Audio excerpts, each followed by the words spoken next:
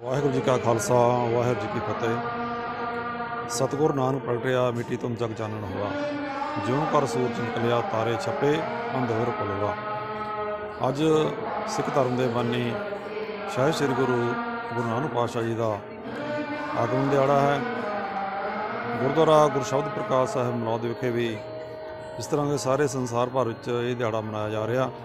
गुरुद्वारा गुरु शब्द प्रकाश साहिब विखे 551वां गुरु साहिब जी का प्रकाश उत्सव बड़ी शरधा ते उत्साह के नाल मनाया जा रहा। जिमें कि सब नूं पता है कि गुरु नानक पातशाह जी का प्रकाश 15 अप्रैल 1469 ईस्वी नूं माता तृप्ता की कुखों मेहता कालू जी के घर राय भोली तलवंडी ननकाणा साहिब विखे उन्हां दा आगमन होया। उस समय बहुत सारे जुल्म हो रहे सन संसार के विच। गुरु नानक पातशाह ने सिख धर्म की नींह रखते हुए जिस तरह उन्होंने अपने जीवन के दौरान कहा, ना हम हिंदू ना मुसलमान, अल्लाह राम के पिंड बरान। गुरुद्वारा साहिब विखे श्री अखंड पाठ साहिब करवाए गए। इस समय गुरुद्वारा साहिब के हेड ग्रंथी भाई सतनाम सिंह कोमल उन्होंने जत्था रसपन्ना कीर्तन कर रहा है। संगतां वालों गुरु नानक पातशाह के पुरब की खुशी के विच ही पिछले 10 दिनों तो नगर के विच प्रभात फेरियां बड़े उत्साह के नाल कट्टियां गईयां।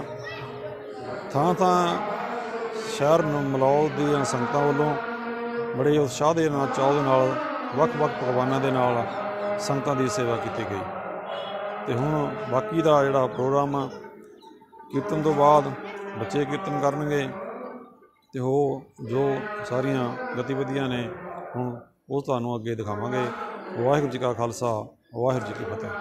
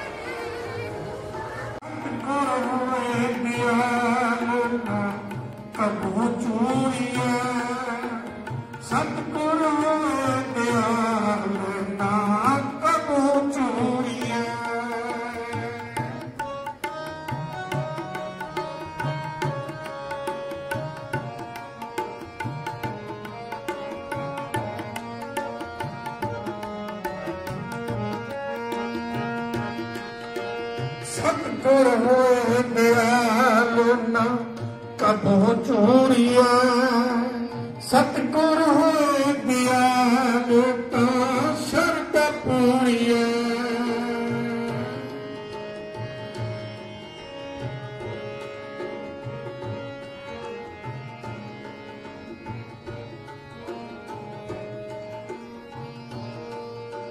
सतगुर होए दयालु ता दुख न जानिया।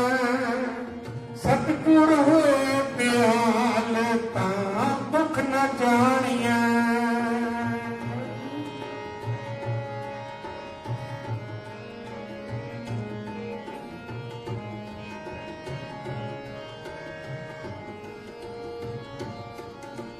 सतगुर होए दयालु ता हर अंग मानिया। सतगुर होए दयालु